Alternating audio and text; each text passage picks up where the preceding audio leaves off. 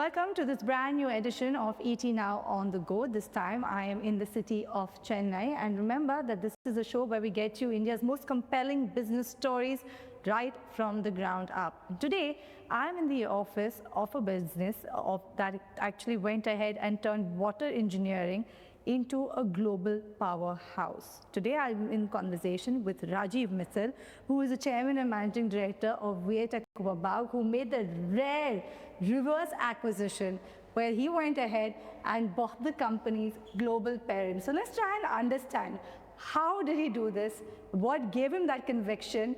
And today the company is a big global powerhouse. Thank you so much, Mr. Mittal, for joining us. Hi, Cheryl. Yeah. You're a global powerhouse, right?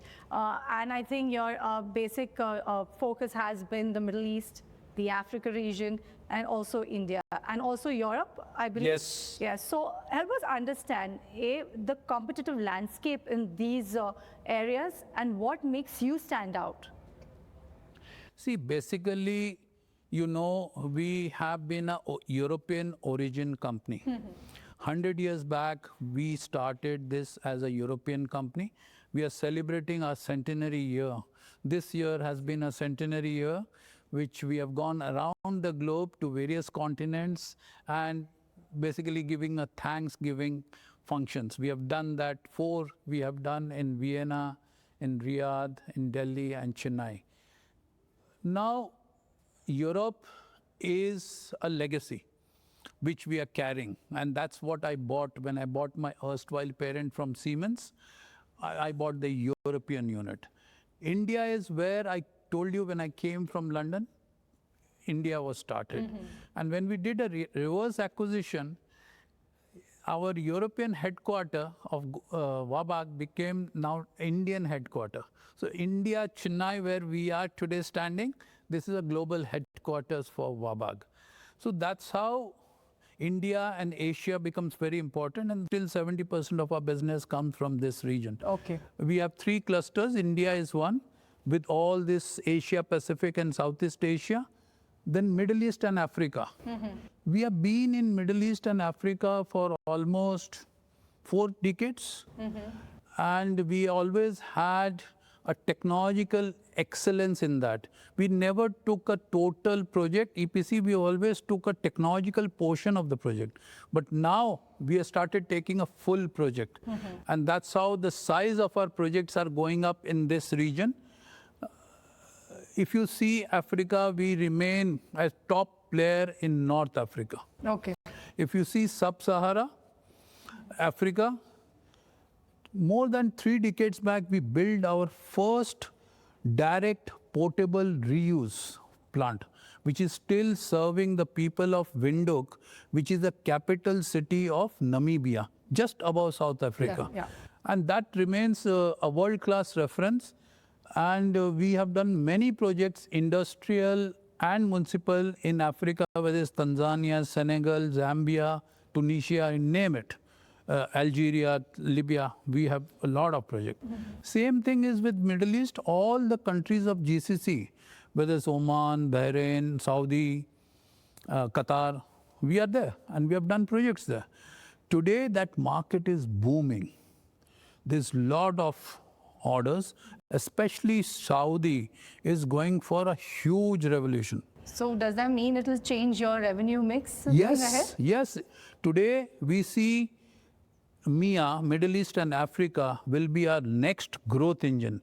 And I will not be surprised in few years it will compete with India cluster. Okay.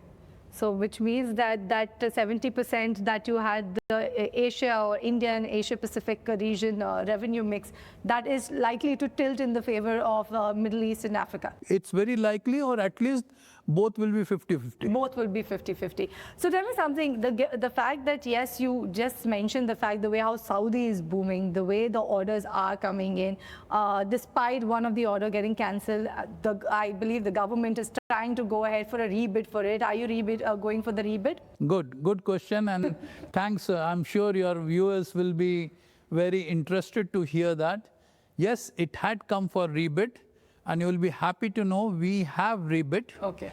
And it is under evaluation, and we are very bullish about it that we will again secure this order. All right. So that's like an optimistic note, because I think that is what kind of got the investors a bit jittery when the cancellation of the order had come in.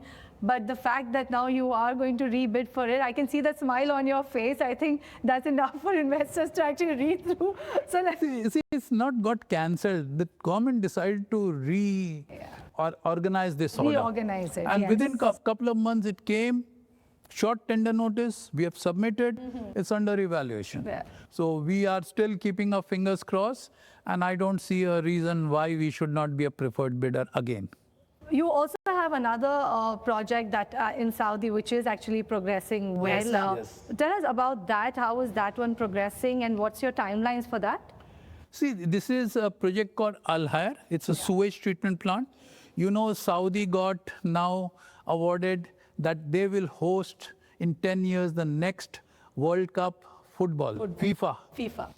Now, whenever things like FIFA or Olympics or Asian Games happen, there's a lot of investment in infrastructure. So you will see Saudi, one, they're economically developing, plus FIFA, we would see a number of projects coming to make sure the environmental is clean, water is available when the international spectators will come.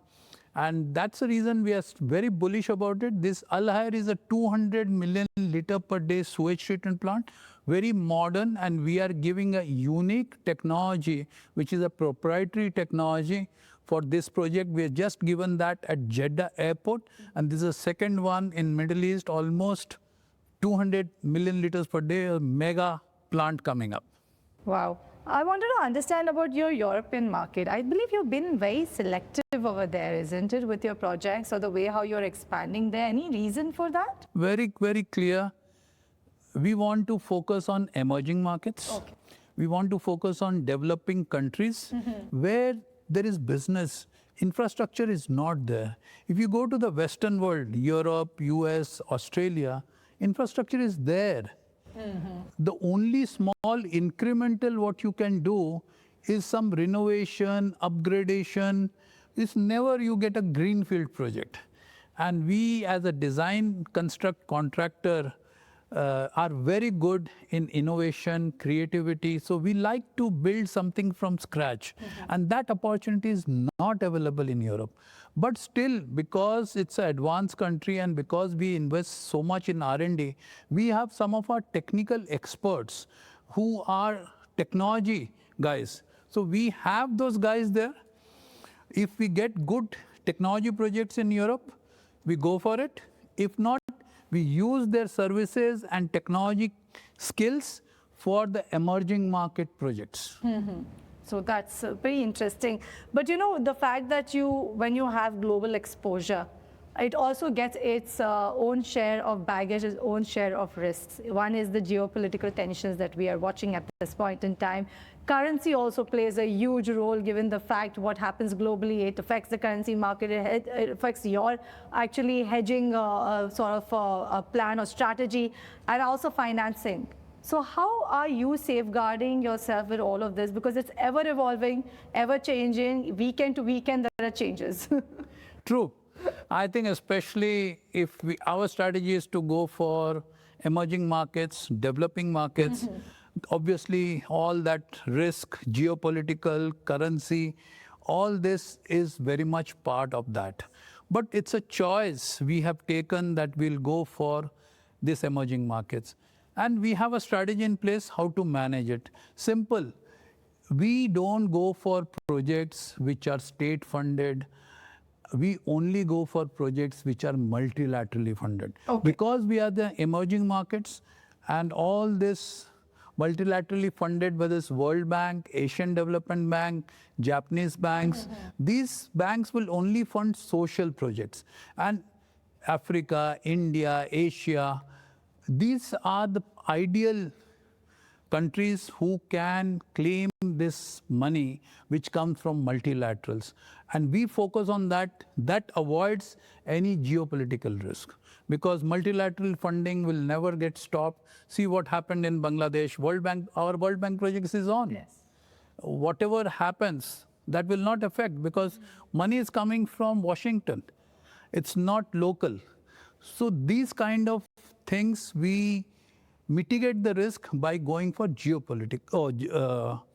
multilaterally funding projects. And second thing, we also ensure if we have to go for like Saudi and all, we take projects which are government of Saudi funded. Very rarely a private company who is funding, we would go for it. Otherwise, we'll all go either government of that country, multilateral, or we'll go for letter of credits.